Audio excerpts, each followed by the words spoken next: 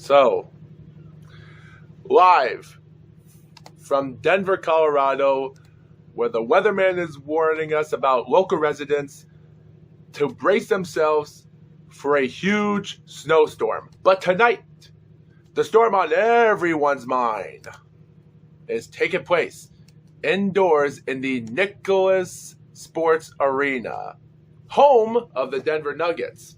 And if people could say one good thing positive about that arena, is that if I'm not lying to myself, excuse my sore throat, 7,800 people went to the Nicklaus Sports Arena, home of the inaugural UFC 1. UFC, the new beginning, or as they call it, the beginning. November 12th, 1993, we have eight fighters debuting in a UFC event. The first ever UFC, or as the commentator and the announcer in the beginning part would call it, as he would almost call it, as he would say it, the site of tonight's landmark martial arts event.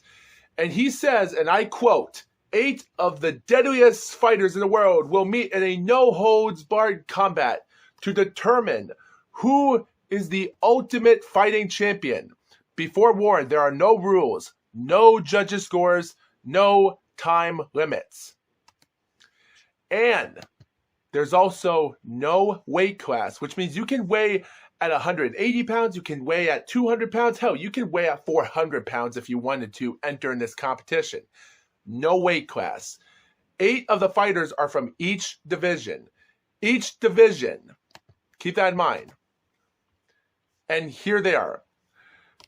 Number 1, you'll witness Royce Gracie, Brazilian World Light Heavyweight Jiu-Jitsu Champion. Patrick Smith, 1993 Sabaki Challenge Heavyweight Champion in Taekwondo. Art Jimerson, IBF North American Cruiserweight Boxing Champion. Gerard Jordeau, World Heavyweight Savate Champion. Zane Frazier, the WKM Super Heavyweight Kempo Champion. Ken Shamrock, my favorite, the number 1 shoe fighter in Japan. And Taiwi Tui, 3 years pro sumo champion in Japanese professional circuit. And finally, my favorite, Kevin Rozier, or as Cameron would call him, Rozier. People say Rozier, people say Rozier. I just say Rozier. But yeah, don't blame me. He's also the WKA and ISK Super Heavyweight Kickboxing Champion. 8 street tough warriors rage combat in a battle where anything can happen and probably will. Oh yeah, and by the way, the matches should only be ended in submission and TKO corner stoppages. As for the referees, I'll talk about the referees' incompetence because there's a lot of interesting information here that gets talked about a lot about UFC. That referees cannot stop the fight. Only the cornerman can throw in the towel. But of course, that would play into next year's competitions as time goes on. And so, mostly that's the whole introduction. Everything I just said there for the last 4 minutes right now of the start of this whole project of me talking about UFC, that's the beginning. I love the landmark. I love the intro and the build for it. I love every bit of it. And it's really pretty awesome when you look at it from that perspective. And then our one and only commentary that would never come back to UFC after this, Bill Wallace, would introduce us live from Denver, Colorado, where there are smoke machines. That we get a shot of smoke machines. And hey, Lucky. Hey, like, I even love that. I even love that Bill Wallace actually misspelled an air or something, or he made a mistake saying the Nicholas as we tried to say Nicholas, because I believe me, I thought the arena was called Nicholas or something. But like I said before, he actually pronounced it as Manicola, but then he actually stuttered for some reason, which is actually hilarious to look back at it. And then he introduced us to other commentators, Jim Brown, NFL Hall of Famer. And then on his right shoulder is Kathy Long, 5-time world kickboxing champion with 1 loss in her career. And then we would have Rob Machado, a guy that would talk so much about Royce Gracie. He would talk so much about Royce Gracie. That guy had more information to say about Royce Gracie. And guys, if you viewers have seen the YouTube video of Is UFC 1 Rigged? Believe me, if you haven't seen that video, Rod talks so much. He even be in the commentary team once in a while, even talking about the information, which is crazy. And guys, if I ever had to talk about the commentators and everyone about this so much, I would be making a 2-hour video. I would be here all day. Even though I'm not talking about the fights, I'm only talking about the environment and what the commentators are and everyone else. Because this is just the first day. I'm just getting started just to let you viewers know the environment. The environment's pretty interesting. We have an 8-corner ring. Brian Kilmore would come out telling us about the original event of an 8-square octagon. He even shows us padding. He shows us padding around every corner of the octagon. He shows us the mat. It's not an original mat. It's actually soft. He shows us of how of a slow surface. And you can even see the mats on TV that you can tell that it's not that like a boxing ring. So the environment is pretty interesting. The environment is pretty interesting. But yeah, the 7,800 people that were there that day might have was witnessing the greatest moment of all time, or something's up. And the 86,000 pay-per-view buy rate they had that day was something out of nowhere. And yeah, but believe me, it is crazy. And oh, by the way, guys, I did forget to mention, referees can only halt a match pending the corner decision. So if a person gets injured, the ref can actually say timeout. Is the person okay? They'll talk to their cornerman or the PhDs or everyone, the doctors, if he's okay or able to go back fighting. And if they don't, they don't. Which that wouldn't be much of a factor in the first 2 UFCs, because at this moment, UFC 3 would be the moment where they would change that rule and have referees stop the fight if they wanted to.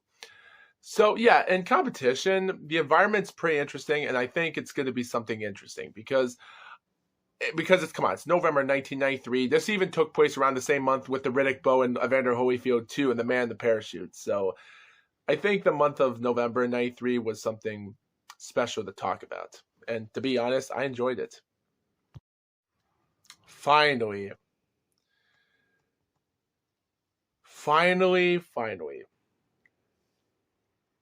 This moment in UFC had to be the most hated of all time. So, guys, even though I'm skipping through everything, all the quarterfinals and semifinals, I do like to talk about this moment before. And like I said before, guys, I'm trying to talk about the non-fighting aspects first before talking about the fights itself. So after the semifinals came to an end, and then there was also a non-alternate title bout, which I would call it a dark match, which was Jason DeLucia, which he was in an alternate fight defeating Trent Jenkins by a rear naked choke, which that would happen often.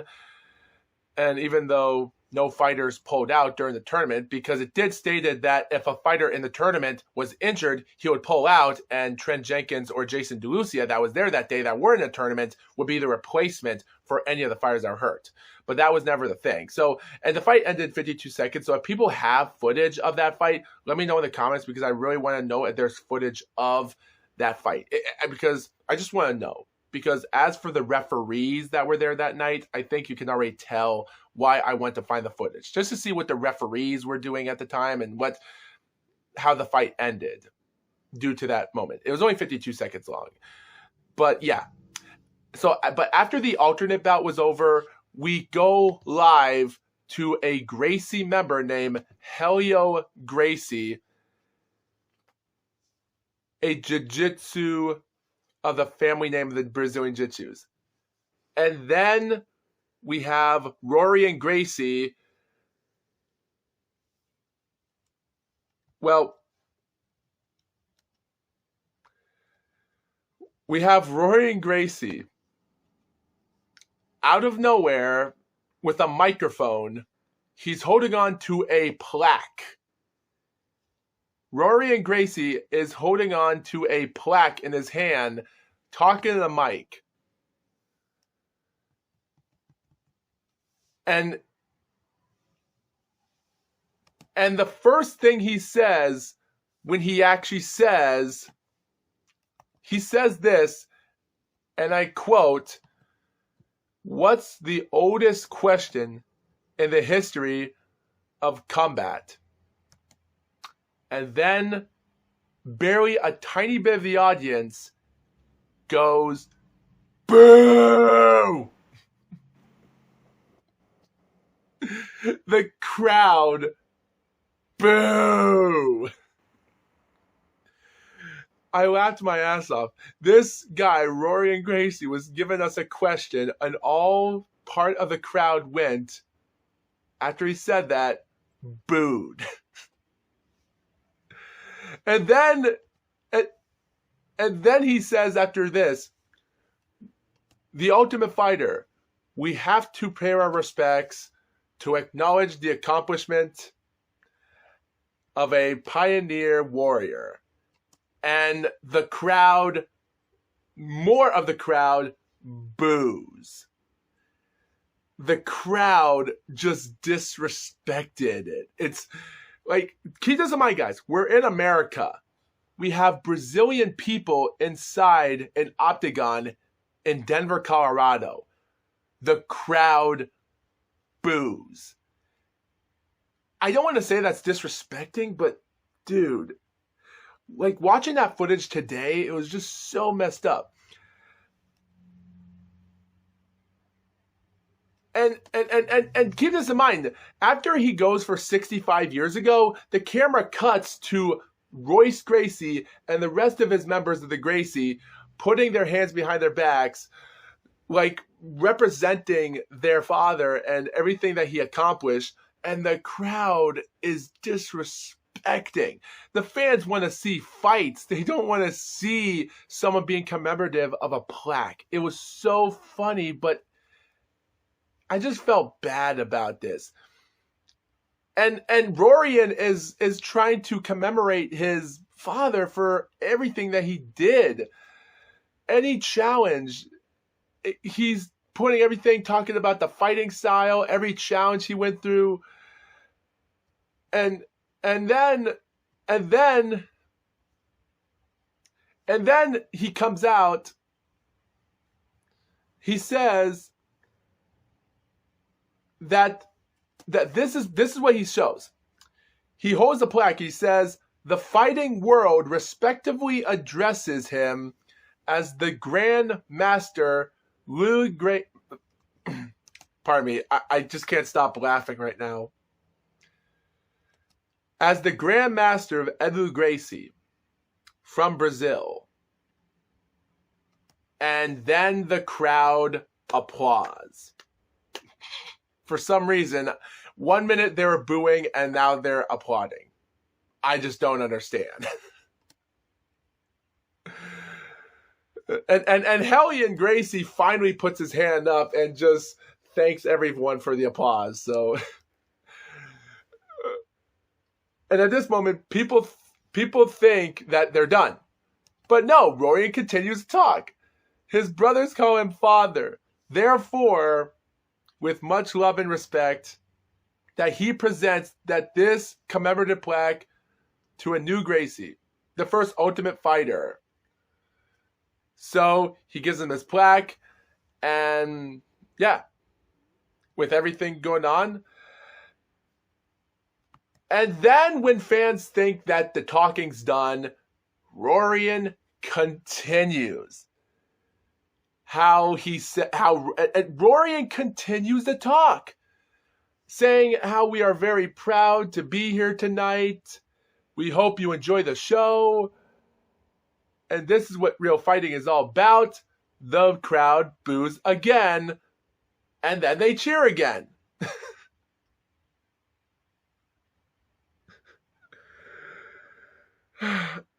You don't know how hard this is for me to talk about.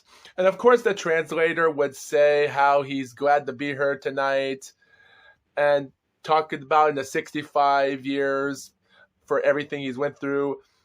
And then, of course, Hellion talks saying that how he's very proud to be here. And then everyone walks out. The crowd finally applauds at the end. So at the end of the day, the moment wasn't that stupid. We would have some fans getting up and applauding, and some fans are just applauding on their seat, just saying, just get us out of here. We just want to see the final match.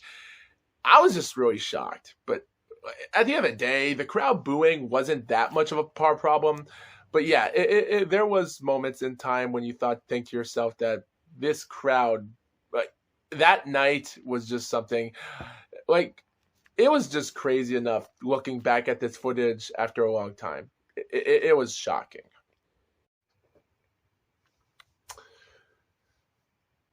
So after all the information I just said yesterday ago about everything about the opening and the Gracie plaque and everything,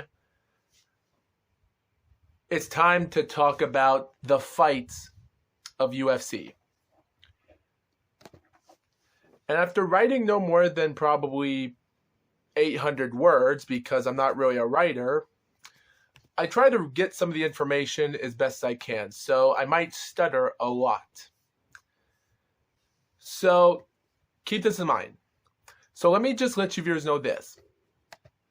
I do love that every fighter that enters the ring in the quarterfinals, you get a screen on board. When they get to the ring, it shows the Ultimate Fighter, and it shows the name of what class they're in. It shows their name, where they're from, their height, their weight, and they tell what their name is.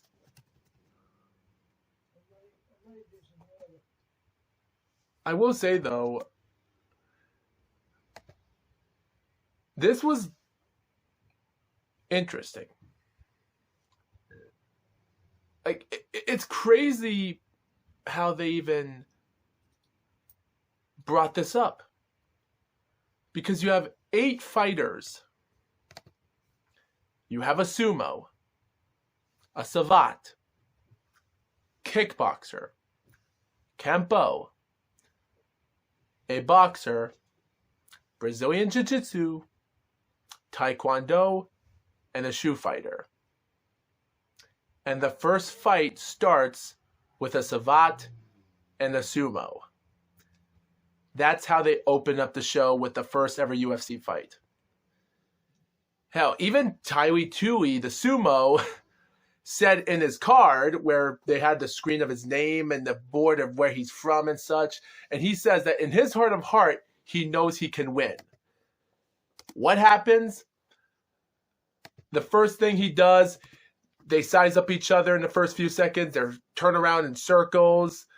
And out of nowhere, 20 or so seconds in the fight, Taiwi goes for the attack. He goes for the run. He tries to slap him. And then Gerard punches through. And then suddenly Taiwi trips, stumbles, hits the cage, hits the ground. He decides not to get back. Gerard actually backs up, waits. He hesitates, kicks him right in the cheek. And then he uses his right hand, punches him in the eye. The ref times the fight. Like I said before, there's 2 referees in this, and they don't know what to do. The referees cannot stop the fight by TKO. Only the trainers that can throw in the towel can end the fight. Yes, Dad? Yeah. What is it?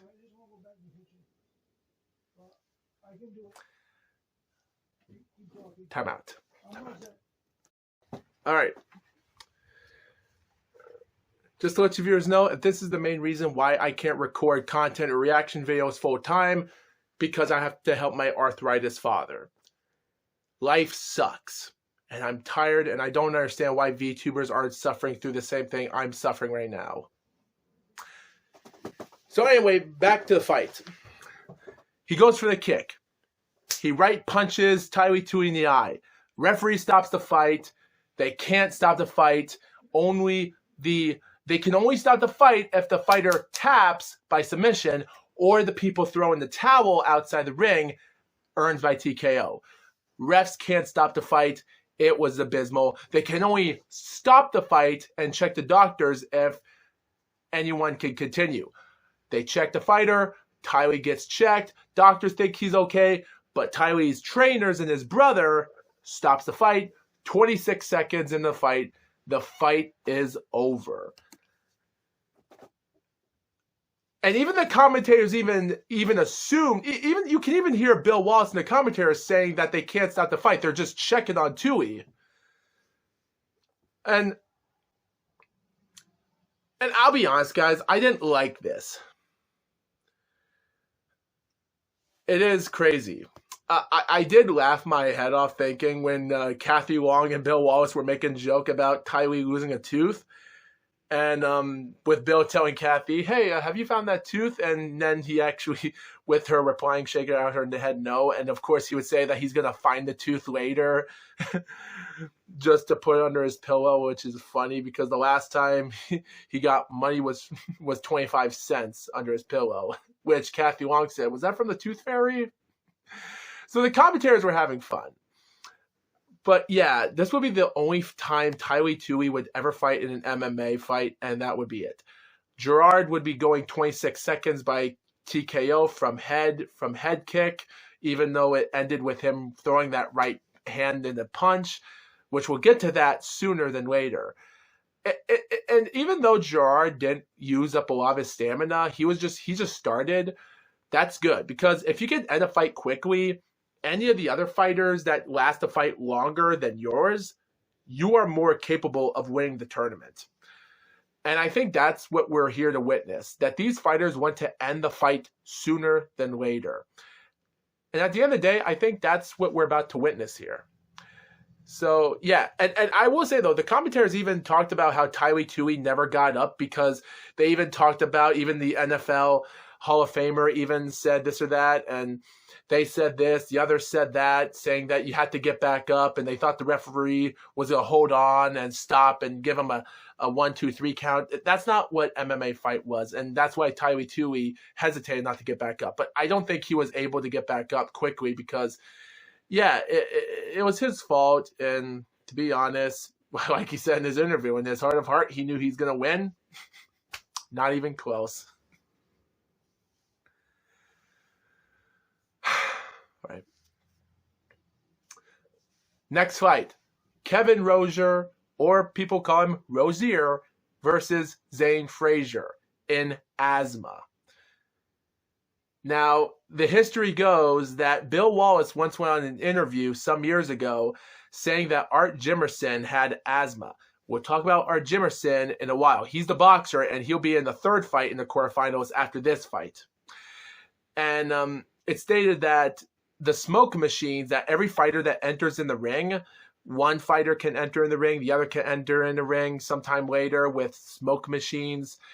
And it stated that Zane Frazier was actually coughing up because of the smoke machine. And even Zane Frazier said that he never had asthma in his life or something like that. There was some different type of asthma he caught. So, yeah, off to a good start. But what makes this interesting is that Kevin Rozier, as some people said, that he lost 40 pounds when starting to enter in this tournament, only to realize that Kevin was on his meds at the time. He was out of shape. He gained an extra 100 pounds in the fight, which is something that might have been obvious that he wasn't built ready to fight that night. But he went on with it, which is actually awesome. So you have an overweight kickboxer and a Kempo fighter not knowing that he had asthma due to the smoke machine. And guys, I don't want to talk about the YouTube video of Is UFC 1 Rigged by MMA on Point. Go subscribe. If you don't like his logo face, which I don't like as much. You can unsubscribe to him if you want to. But still, his talking about that is really interesting. I suggest to go watch that 31-minute video, watching if the fight was rigged. And Royce Gracie, spoiler alert, would win the champion. But how did he win the tournament? Well, this is what we get from all the fighters. Now, the fight starts out, they both punch each other. Zayn is actually blocking through. He actually hooks up Kevin Rozier, and he gets him stuck to the ring. But then Kevin would recover. We get Zayn Frazier somewhat kneeing him to the crotch at one point, which was a groin shot. And it's surprising. Even Kathy Long actually noted that the referee didn't notice the groin shot, which is something that I would have been more intrigued of. But they continue in the fight, and out of nowhere, they went for the grab. Like, they were stuck on the ring. They, like you're seeing Zayn Frazier pushing and holding Kevin Rozier to the wall of the cage in the corner of the padding. Like, at that moment, you could almost have a good advantage of holding the fighter like that.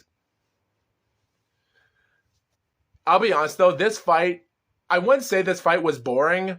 Like, the first minute and a half was somewhat interesting, but you could tell that American fans, because you could tell that American fans didn't know much about this, of how bad it was.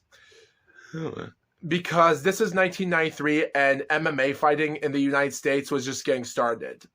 Like, we know what MMA is in today's world and what actions they do, but back in 1993, a lot of these fans, every time you see Zayn Frazier throwing a punch or landing it, the crowd goes in awe. But when they're holding, hitting the ground, it's just the crowd just didn't enjoy it. But yet again, can you blame them for that? No.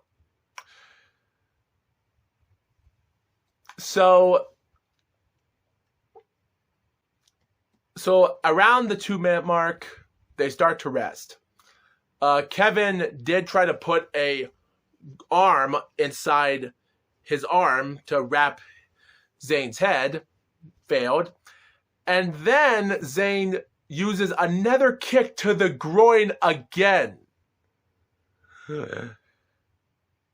And then suddenly, around maybe I would say the 2.5 or 3-minute mark, we get the first takedown in UFC as Zayn Frazier gets the first ever takedown in history as he takes out Kevin.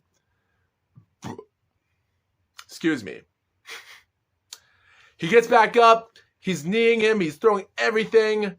Like, Kevin is this 300-pound baked potato that looks like he's a beefy, meaty guy that hasn't been in the gym.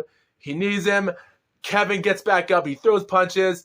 And now they sort themselves. Kevin is finally getting back in offense at the 3.5-minute mark or so of that.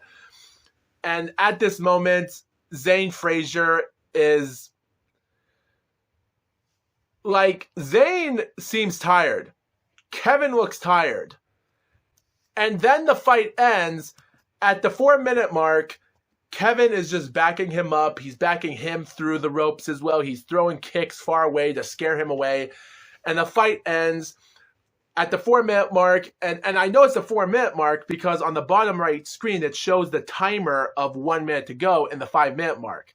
Which I don't know why, because there's no time limit rules. But they did say there was a 5-minute something that would never become a tuition to this tournament. So what happens is Kevin throws a left punch. He rights, punches, left, and then he throws punches.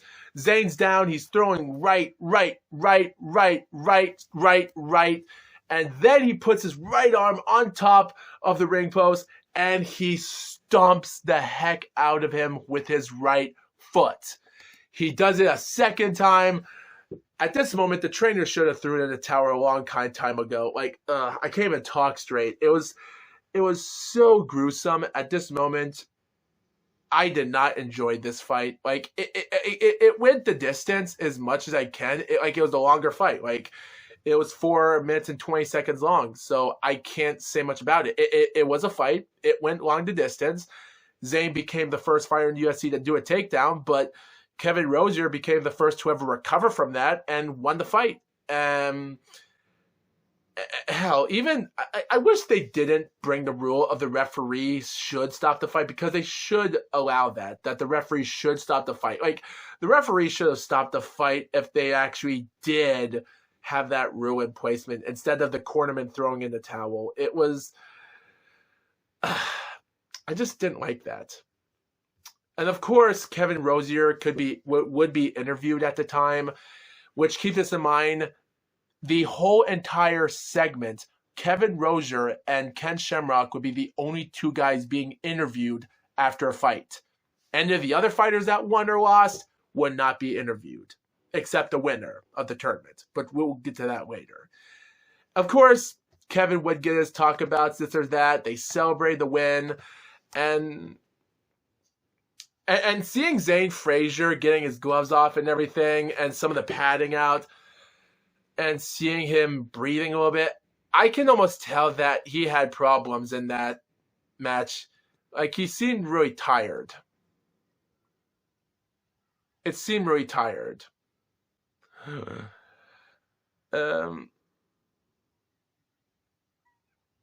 It was hard. It was really bad. Also, I don't think Kevin Rosier was interviewed after the Zane Frazier fight. I don't think so. I think he was interviewed during the semifinals match. Finally, this is one of the worst MMA fights in UFC 1 history. And I just laugh my ass off. Guys, every time I watch fights like this,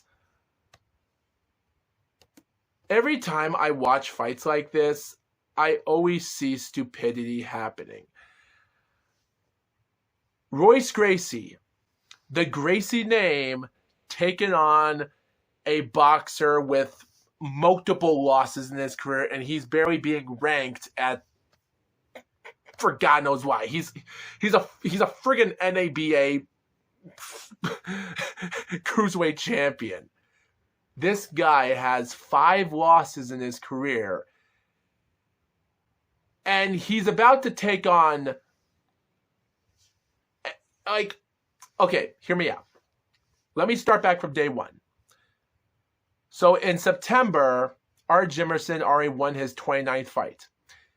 And of course, on January the 9th, 2 months after this event's over, he's going to take on Orlin Norris, which is somewhat of a cruiserweight and heavyweight contender at the time.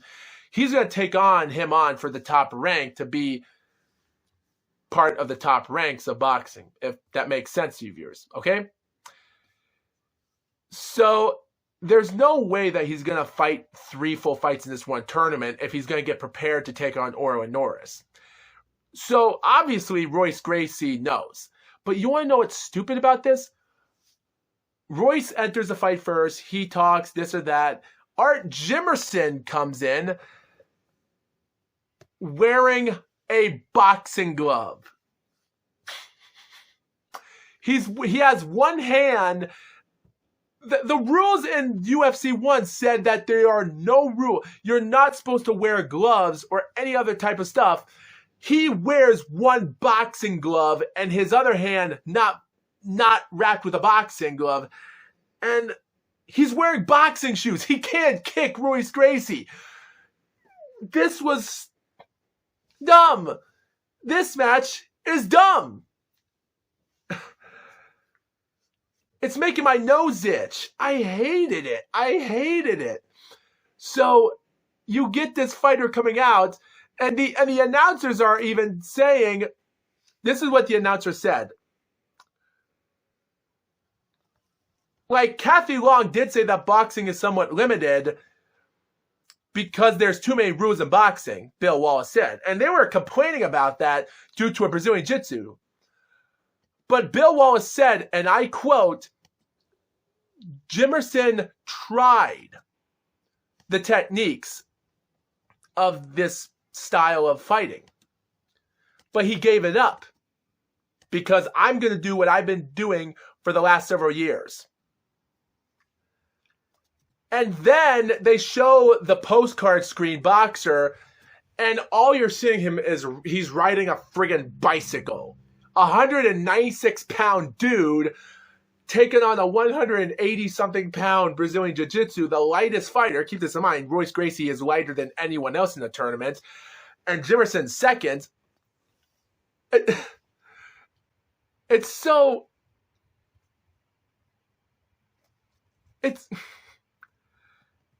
But it's so dumb. It's so dumb. Oh, yeah, and by the way, every time... Guys, keep this in mind. The announcer sometimes goes on the ring and announces the fighters. He always announces the second fighter that came into the ring first. Well, he announces... This is what in UFC... Okay, let me explain. One fighter enters in the ring. The second fighter enters in the ring. The announcer announces the second fighter that entered in the ring first. And the last one that entered first. But I do think in the semifinals and finals, he would actually change it to one fighter enter in the ring first, and he'll name him first and name him second. I don't know if that's a factor in boxing or some other sports, but I just found that a little bit ridiculous. But anyway, the fight starts. They come over, and you're seeing Royce Gracie with a low side kick. He's having his right foot. Like, he'll pick up his right foot once in a while if he does to scare out his fighter. And my head's shaking because Art Jimerson is trying to step forward with his boxing glove on his left hand. And every time Royce tries to go for the kick right, he backs him up. And in 1 minute of the fight, and Royce isn't doing nothing. He's just, like, Royce knows he can win. He just wants to make sure he's not getting punched. But the thing is this an 8-ounce boxing glove or any other type of ounce box glove? Because I don't think it's going to hurt Royce Gracie if it's a soft glove. But I don't know about that. But the fight ends where Royce Gracie... So this is how the fight ended.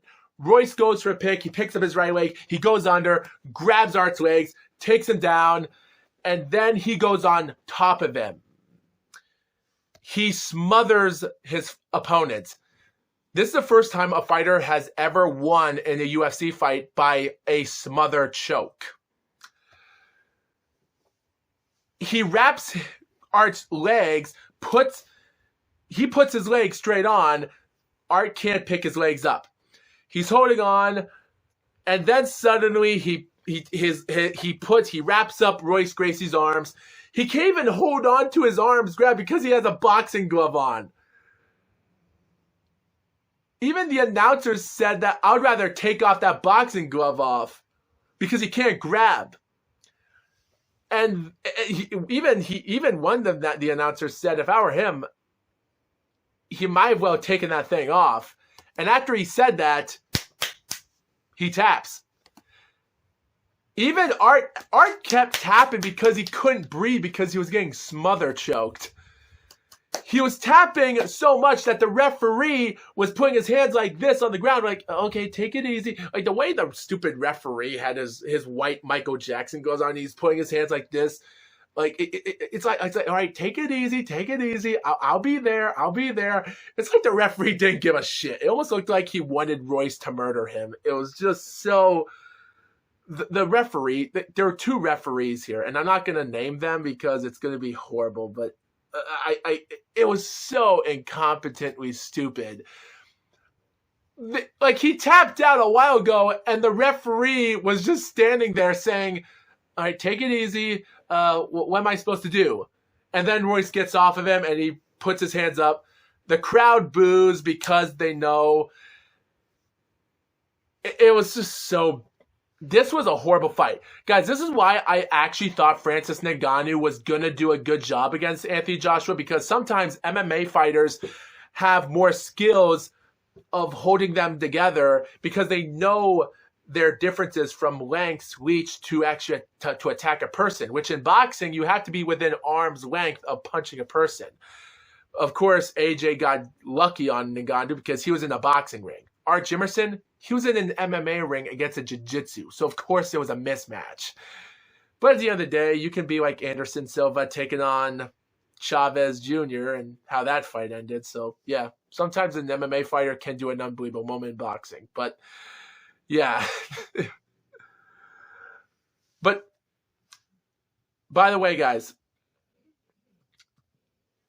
here's the one thing I will say, though. I will say, though, now, guys, remember the commentator, a sideline commentator, Rod? The guy that talks so much about the Gracies on the show? He actually said, after they left the ring and they were going to get to the fight, he actually said, and I quote, 95% of the fights, according to PD police department studies, the jiu-jitsu man, his element, anybody else on the ground who doesn't know grappling is like a fish out of water. So obviously, you can already tell what we're getting ourselves into, that this was promoted by Gracie's. But I can't tell if that's true or not. It is what it is. One of the best fights, Ken Shamrock, shoe fighter versus Patrick Smith, Taekwondo. But later on, Patrick would be a kickboxer in UFC 2. Not only that, Patrick Smith is from Denver, Colorado, so he's the hometown crowd of Denver. And I'm not going to get into everything about them talking this or that. The fight goes as is planned. The fight starts out as anything else happens. So, a shoe fighter in Taekwondo was built for the fight. This had to be the best quarterfinals ever. The fight starts on, and Ken Shamrock just attacks Patrick Smith out of nowhere. He grabs him, he holds him through, takes him down. Patrick is using his left foot of pounding his butt for some reason, stomping on him even as he's on the ground. He's the bottom man, by the way. And like, he's wrapping his legs around the fighter. He's wrapping everything, holding the man's head. There's no punches. There's some kicks, stomps, but no punches. Until after Ken Shamrock is getting wrapped around, their arms are wrapping around each other's head. And then, out of nowhere, like they're covering their hand, they're putting their hands on their faces. It was a really huge affair of sloppiness. It was crazy. Until Ken Shamrock gets up, grabs his legs, lays on his back, puts in the sharpshooter. Or as people call it, the footlock. Or a shoe fighter. And I think everyone knows what's going to happen. But Patrick Smith can still use his right elbow for elbowing, but his right foot for stomping and kicking. Surprisingly, he would kick Ken Shamrock on cutting his eye. But then, of course, almost 2 minutes in the fight, it didn't work out. He punched, elbows, but he taps out. And Ken Shamrock gets off of him because he knew he gave up. The referee didn't do nothing to intervene until Ken Shamrock seemed upset and he grabbed him for some reason, raises his hand, and that's it. And Ken Shamrock, he gets off of him without the referee even thinking about submitting, because maybe the referees thought that if they submit, they'll just get off their fighter. But I don't know if that's the case. But then, when Patrick Smith gets up, he gets up, argues. They are in a street fight. After the fight, they still want to fight. They're going after each other. There's people in the ring, Patrick and Ken, they're arguing at each other, throwing each other at each other. I can't stop saying each other. It just irritates me. They are just yelling at each other. So finally, this is my favorite moment. This is my favorite moment. They bring in their sideline interviewer, and he tells Ken some questions. He says, What happened on that bout? Ken Shamrock says, nope. That was the only thing he said. How is this the bout that you do in Japan? Ken Shamrock replies, easier. Why? Because he doesn't know how to do any submissions. And then at this moment, I think you can already tell Ken Shamrock didn't care about the interview. He only cared about going back to the locker room, relaxing, and just waiting for the next fight to happen. Because I don't think no one cared about being interviewed. Like, don't get me wrong. What happened outside of the ring, it was scary enough. He does tell him about the cut on his eye, saying that he kicked him in the head, and everything else about the strategy. Because every time the sideline interview tells Ken about what question, he just brings out one word: easier, nope, great. And every time he says why, the sideline interviewer, Ken just doesn't know. He knows he can fight. It was just an awkward interview. You could tell Ken Shamrock didn't care. It was the funniest moment, and I really liked it. It was awesome. I loved it. Okay. So, guys, I'm just going to get through these semifinal matches because they don't last long. So, considering that the submission finished off with a heel hook for Ken Shamrock, which was a submission. Now, the quarterfinals ended. First match, 26 seconds. 4 minutes and 20 seconds on Kevin Rozier win. Royce Gracie, the boxer, ended in 2 minutes and 18 seconds. 1 minute 49 seconds on the Ken Shamrock win and Patrick Smith. Gerard Gorget and Kevin Rozier. At this moment, Gerard went 26 seconds. Kevin went 4 minutes in a fight. And the commentators say that Kevin has to end this fight early because he took too much pain the first fight. But Gerard, he's already... he fought 22 seconds in the first fight. And surprisingly, one of the cameramen that was in the ring after he announced Gorget, you look down, he brings the camera down, pans down to Gerard's hand. It's swelled up like a bubble. Like you can see the hand wraps he has around himself, his knuckles and such. And around here, it was just so gruesome. It was just so unbelievable. It only took one punch he did on Tyree to get his hand swollen. And I'm sure everyone was telling Gracie about the fighters that were in the fight and what their weaknesses were and their injuries were. Because, like I said before, people said this was rigged. So the fight starts. Kevin Rozier comes in. He hurts. He kicks. He fights. And then suddenly he gets backed up. They're circling around each other. And then 30 or so seconds into the fight, Gerard just punches, swings. Kevin's one knee down into the cage. And Gerard comes over, punches. He's punching with his right hand. He backs up. Kevin tries to get back up. He stumbles, punches. He backs up. And Kevin's trying to get back in. And Gerard is using his friggin' Gerard is backing off because he wants to know if there's an opening, but at the end of the day, he's still using his right hand.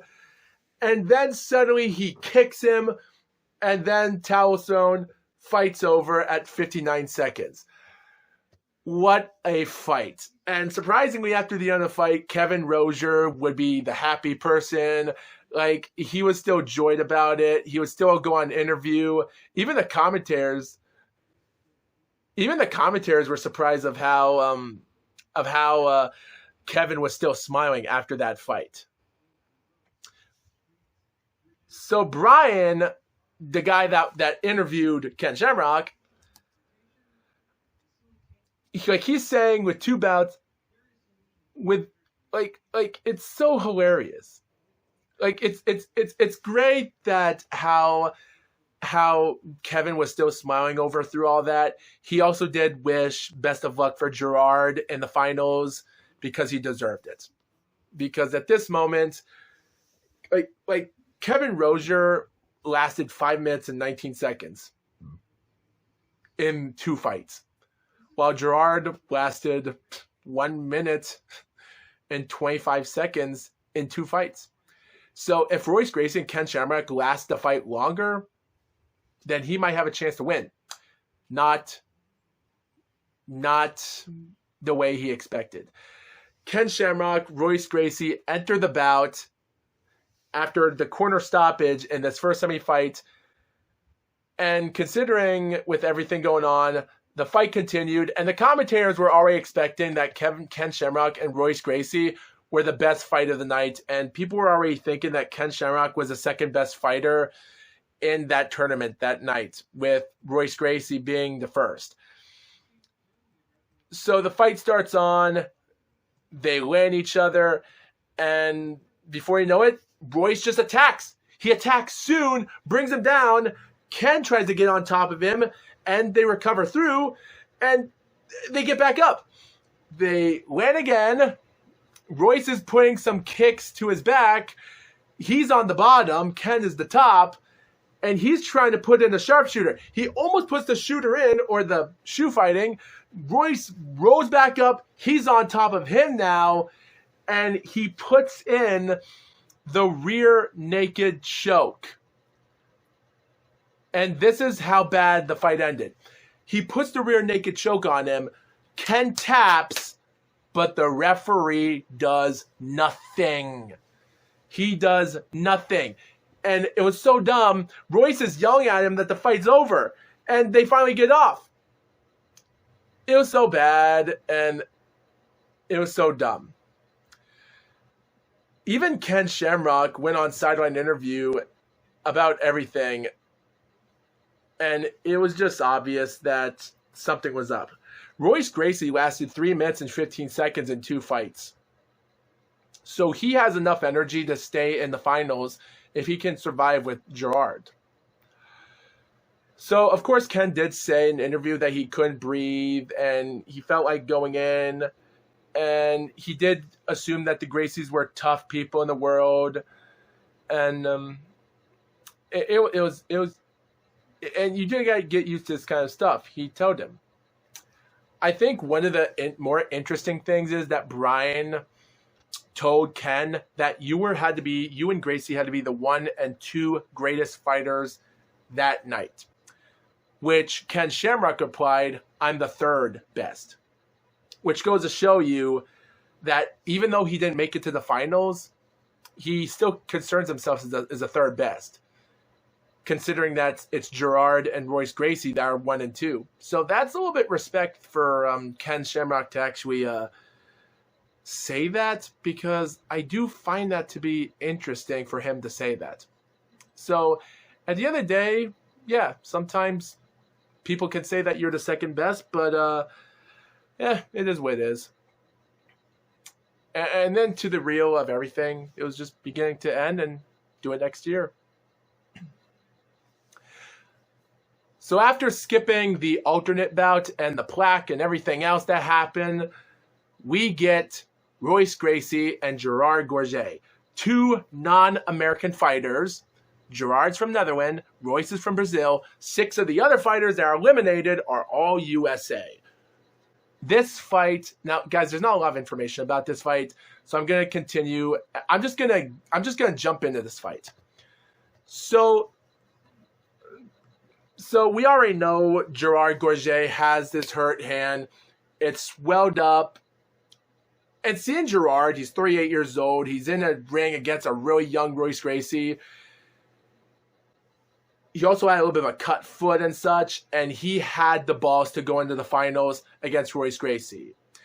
They also show the camera that he had a cut in his right foot, a swollen right hand, and Gerard just had the balls to enter in this ring